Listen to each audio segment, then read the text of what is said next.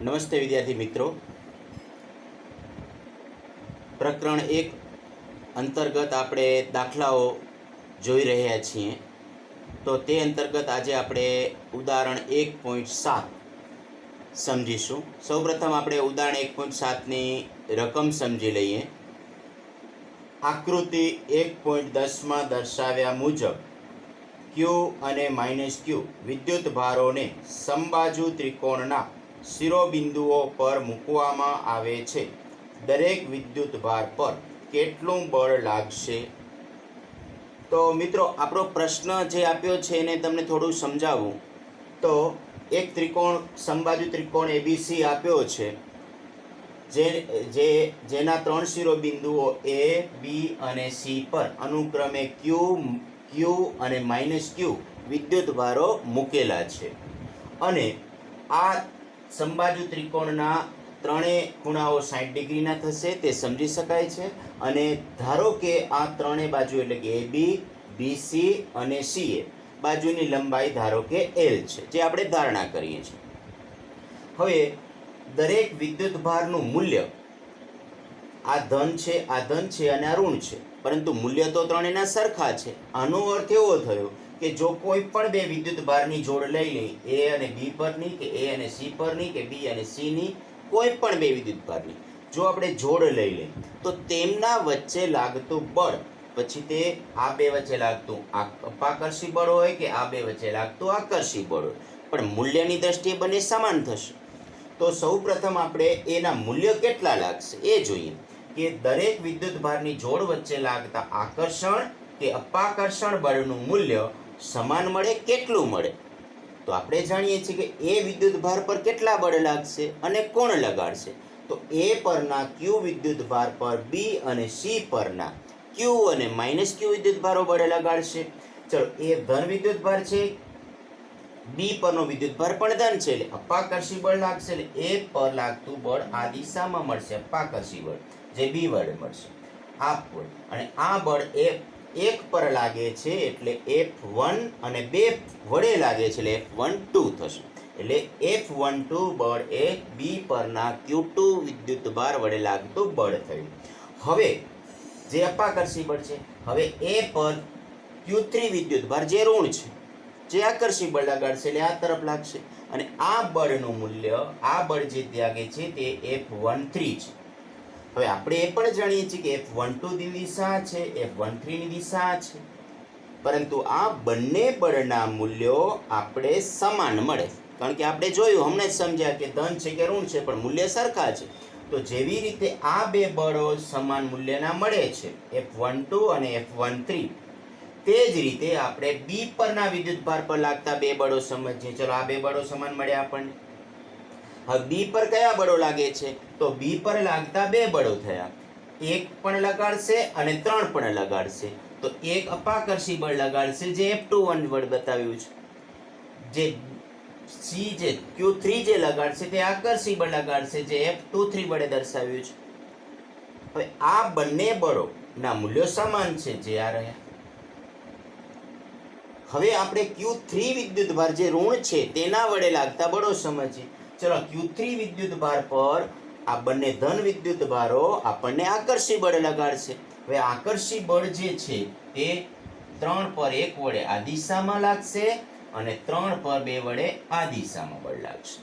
આમ આપણને આ બંને બળ જે લાગે છે તે F31 અને F32 છે. હવે આપણે જાણીએ છીએ કે આ 6 બળ જે લાગે છે તે બધા જ બળના મૂલ્યો અગાઉ સમજાવ્યું તે પ્રમાણે સમાન હશે. અને આ બળનું મૂલ્ય ધારો કે આપણે F ધારી લઈશું. ચલો, એ જોડનું મૂલ્ય કેટલું? તો K Q1 Q2 r² સૂત્ર અનુસાર, કુલમ્બના નિયમ અનુસાર આ બળનું મૂલ્ય મળશે K Q²/L², જેને આપણે સમીકરણ 1 કહી દઈએ છીએ. હવે આ જે બધા જ બળોના આપણને મૂલ્ય શું મળ્યા છે? સમાન મળ્યા છે. હવે આ બે બળનું પરિણામી બળ કયું થશે અને કઈ દિશામાં થશે? ચલો, એક પર જે લાગે છે, એ પરના વિદ્યુત ભાર જે છે તેના પર લાગતા બે બળો F12 અને F13 નું પરિણામી બળ શોધવા માટે સમાંતર બાજુ ચતુષ્કોણના નિયમ પ્રમાણે આપણને આ દિશામાં બળ મળશે, જેને આપણે પરિણામી બળ F1 કહીએ છીએ. ધારો કે તો આ પરિણામી બળ F1 ની દિશા મળી અને આ F1 ની દિશા જે છે તમે જોઈ શકો છો કે આ દિશાને સમાંતર મળશે એટલે કે BC ની દિશામાં હશે. એટલે આપણે આના પરથી આપણે જો F1 એ પરના Q વિદ્યુતભાર જે છે તે Q વિદ્યુતભાર પર લાગતું પરિણામી બળ શોધવું હોય તો આ પરિણામી બળ F1 બરાબર કેટલું થશે? તો મિત્રો આપણે જાણીએ છીએ કે કોઈ પણ ખૂણે રહેલા બે બળોનું પરિણામી બળ શોધવાનું આપણી પાસે સૂત્ર છે.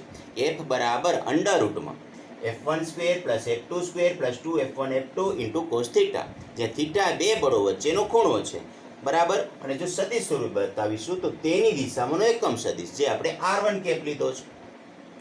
R1 કેપની દિશા કઈ થશે? R1 કેપની દિશા આ દિશામાં નો એકમ સદિશ, આ દિશા એટલે કઈ? તો BC દિશામાંનો એકમ સદિશ થશે. તો આપણને આ મળી ગયું. હવે આપણા કિસ્સામાં F1 એટલે કે F12 કેપ, F12 સ્ક્વેર પછી F13 F12 square plus F13 square plus 2 times F12 F13 અને બંને વચ્ચેનો ખૂણો આપણને દેખાય છે 120 થશે આ ખૂણો, કારણ કે આ ખૂણો આખો 180 છે, એમાંથી આ સમબાજુના કારણે 60 ડિગ્રી નીકળી જશે એટલે 120 ડિગ્રી બચશે. એટલે આ બધા બળના મૂલ્યો સમીકરણ 1 અનુસાર આપણે F આ પણ F છે, આ પણ F છે, આ F છે, F છે અને cos 120 ધેટ મીન્સ -1 આપ.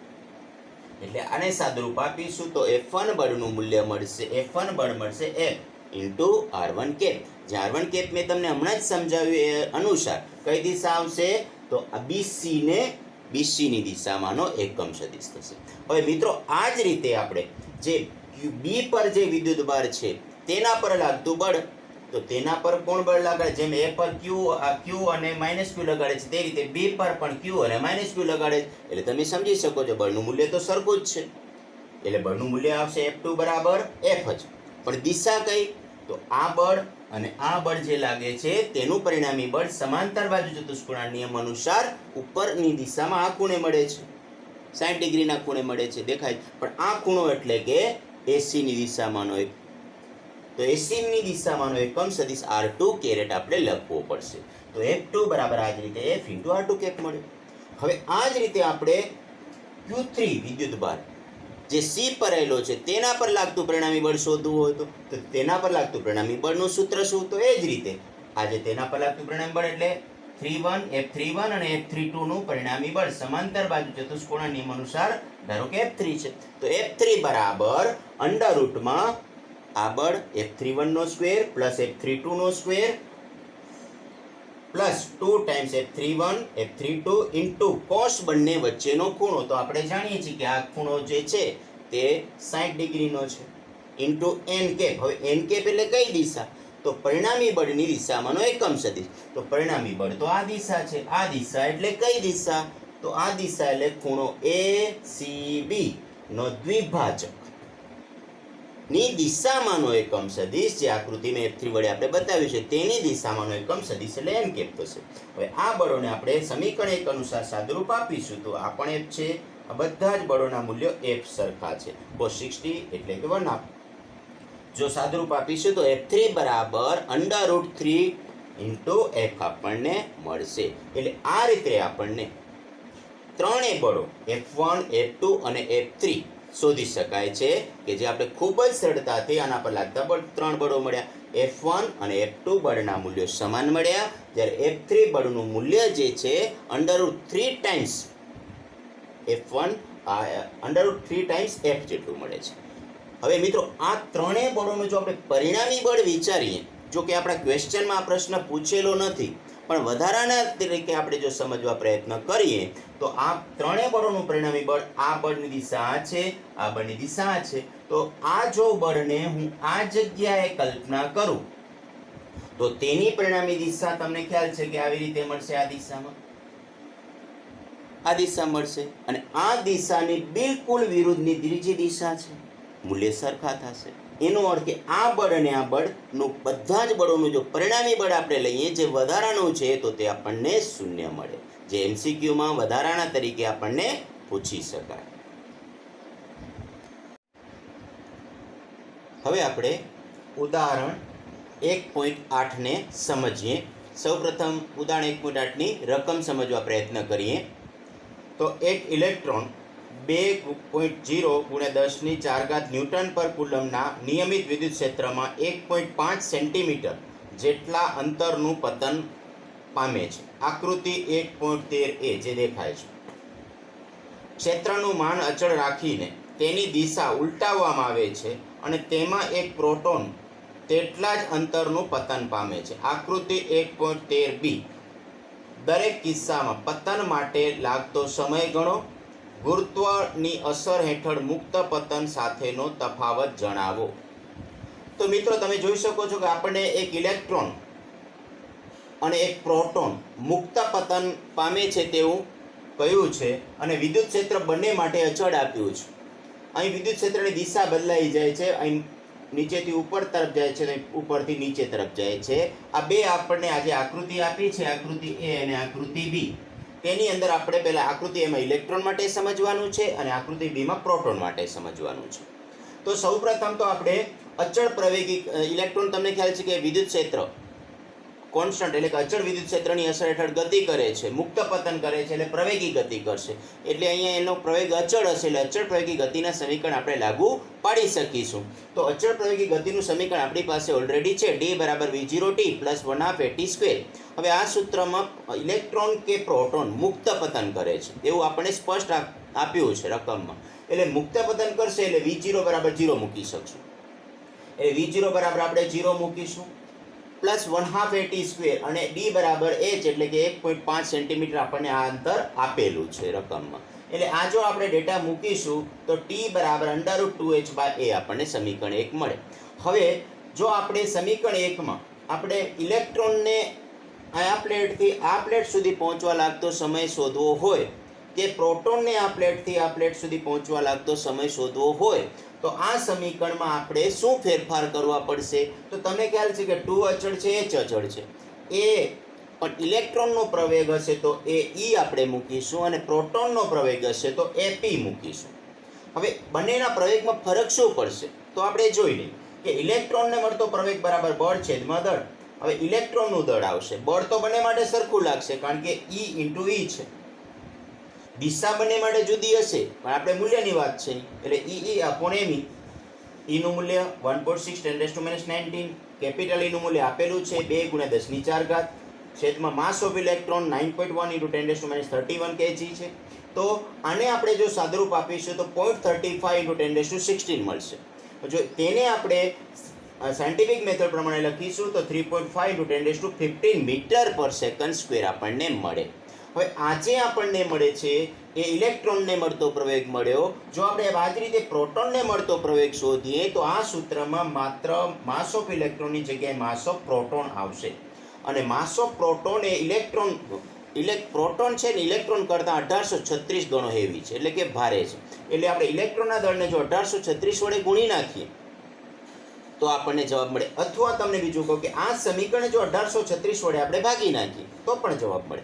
અથવા આ e અને mp ની કિંમત મૂકી દઈ. ડાયરેક્ટ માસ ઓફ પ્રોટોનની કિંમત પણ આપણી પાસે છે 1.6 × 10⁻27 kg તો પણ ચાલશે. આ ત્રણમાંથી ગમે તેવી રીતે આપણે ગણતરી કરીશું તો આપણે આ આન્સર મેળવી શકશું 1.9 × 10⁻12 મીટર/સેકન્ડ². તમે જોઈ શકો છો કે ઇલેક્ટ્રોનનો પ્રવેગ 10⁻15 પાવરમાં મળે છે જ્યારે પ્રોટોનનો પ્રવેગ 10⁻12 પાવરમાં મળે છે. કારણ કે ઇલેક્ટ્રોનનું દળ ખૂબ ઓછું હોવાના કારણે તેનો પ્રવેગ ખૂબ વધુ છે, પ્રોટોનનું દળ વધુ હોવાના કારણે પ્રવેગ કમ્પેરેટિવ ઓછો છે. જો કે બંનેના પ્રવેગ તો પ્રચંડ જ ગણાય. હવે આ બંને ઇલેક્ટ્રોન અને પ્રોટોન જે આ પ્રચંડ પ્રવેગ સાથે ગતિ કરે છે તેને આટલું મુક્ત પતન કરવા માટે કેટલો સમય લાગે ચેક કરીએ. ચલો તો આપણી પાસે જે સમયનું સૂત્ર છે એ સમયના સૂત્રમાં આપણે કિંમત મૂકીએ કે ઇલેક્ટ્રોનને મુક્ત પતન પામતા લાગતો સમય te = √2h/ae. h આપણી પાસે છે 1.5 × 10⁻12. e આપણે શોધ્યું છે. અનેક સાદુરૂપ આપ્યું તો આપણને સમય મળ્યો te = 2.92 × 10⁻9 સેકન્ડ એટલે કે 2.92 નેનોસેકન્ડ. ખૂબ સૂક્ષ્મ સમય કહેવાય મિત્રો. હવે આ જ રીતે જો આપણે પ્રોટોન માટે લાગતો સમયને કેલ્ક્યુલેટ કરીએ તો આ સમય આપણને tp = √2h/ap એટલે કે સાદુરૂપ આપીશું તો 1.3 × 10⁻7 સેકન્ડ એટલે કે 0.30 માઇક્રોસેકન્ડ આપણને મળશે. તો આ રીતે મિત્રો તમે જોઈ શકો છો કે આપણને જે બે સમય મળ્યા તે સમય પૈકી ઇલેક્ટ્રોનનો સમય અને પ્રોટોન વર્ગના સમય માટે આપણે એમ કહી શકીશું કે TP is greater than TE. એટલે કે પ્રોટોનને લાગતો સમય છે એ ખૂબ વધુ છે, કારણ કે તેનું દળ વધુ છે. હવે મિત્રો તમે એ પણ જોઈ શકો છો કે આપણને અહીંયા રકમમાં લાસ્ટમાં એવું પણ આપ્યું છે કે ગુરુત્વની અસર હેઠળ મુક્ત પતન સાથેનો તફાવત જણાવો. તો મિત્રો તમે જોઈ શકો છો કે આપણો પ્રવેગ 10⁻12 ઓર્ડર અને 10⁻15 ઓર્ડર છે. જ્યારે ગુરુત્વાકર્ષણ બળમાં આપણને જે જી મળે છે તેનો પ્રવેગ તો તમે જાણો છો કે 9.8 મીટર પર સેકન્ડ સ્ક્વેર છે. એટલે કે ખૂબ જ નાનો પ્રવેગ છે ગુરુત્વ પ્રવેગ. એટલે આ નાના પ્રવેગ, આ પ્રચંડ પ્રવેગની સરખામણીમાં ગુરુત્વાકર્ષણ બળનો જે આપણને પ્રવેગ ગુરુત્વ પ્રવેગ મળે છે જે 9.8 છે તેને અવગણી શકાય તેટલો નાનો છે. એટલે આપણે આની ગણતરીમાં આપણે એનો ક્યાંય ઉલ્લેખ કરતા નથી. મિત્રો આ ખૂબ જરૂરી વસ્તુ છે. હવે આપણે નેક્સ્ટ સ્વાધ્યાયનો દાખલો 1.10 એટલે કે સ્વાધ્યાય 10મો દાખલો જોઈ લઈ કે જેની આપણે સૌ પ્રથમ રકમ સમજીએ. 4×10⁻9 કુલમ મીટરની ડાયપોલ ચાકમાત્રા ધરાવતી એક વિદ્યુત ડાયપોલ 5×10⁴ ન્યૂટન પર કુલમનું માન ધરાવતા સમાન વિદ્યુત ક્ષેત્ર સાથે 30 ડિગ્રીના કોણે રહેલી છે. આ ડાયપોલ પર લાગતા ટોર્કનું માન શોધો. તો મિત્રો આપણી પાસે જે ડાયપોલ છે, ધારો કે વિદ્યુત ક્ષેત્ર આપણું આ દિશામાં છે, તો તેની સાથે આપણને 30 ડિગ્રીના ખૂણે વિદ્યુત ડાયપોલ રહે ક્ષેત્ર સાથે તે રીતે મૂકેલી છે. તો તેના પર ટોર્ક કેટલું લાગે આપણે સમજવું છે. તો આપણે ટોર્કનું સૂત્ર આપણી પાસે છે, ટોર્ક ટો બરાબર પી ક્રોસ સી. પરંતુ તમે જાણો છો કે આપણે સૂત્ર જે છે એ ટોર્કનું સદિશ સ્વરૂપમાં ટોર્ક ટો બરાબર પી ક્રોસ સી, પણ અહીં આપણને તેનું મૂલ્ય શોધવાનું હોવાથી ટોર્ક ટો બરાબર પી ક્રોસ સીનું મૂલ્ય ટો બરાબર પી સાઇન થીટા થશે. પી આપણને આપ્યો છે, ડેટા આપ્યા છે પી બરાબર 4×10⁻9, ઈ વિદ્યુત ક્ષેત્ર પણ આપ્યું છે 5×10⁴, અને સાઇન થીટા આપણને 30 ડિગ્રી આપ્યો છે. સાઇન 30 દેટ મીન્સ હાફ થશે, 1/2. એટલે કે 5 ચોક 20, 20×1/2 × 10⁻9 એટલે કે -5 થશે. તો 10, 20×1/2 એટલે 10 × 10⁻5 દેટ મીન્સ ટોર્કનું મૂલ્ય આપણે 10⁻4 ન્યૂટન ઇન્ટુ મીટર મળે છે, જે આપણને જરૂરી આન્સર મળે છે. તો મિત્રો આ રીતે આપણે આ ડાયપોલ પર લાગતું ટોર્કને સમજી શકીએ છીએ. આભાર.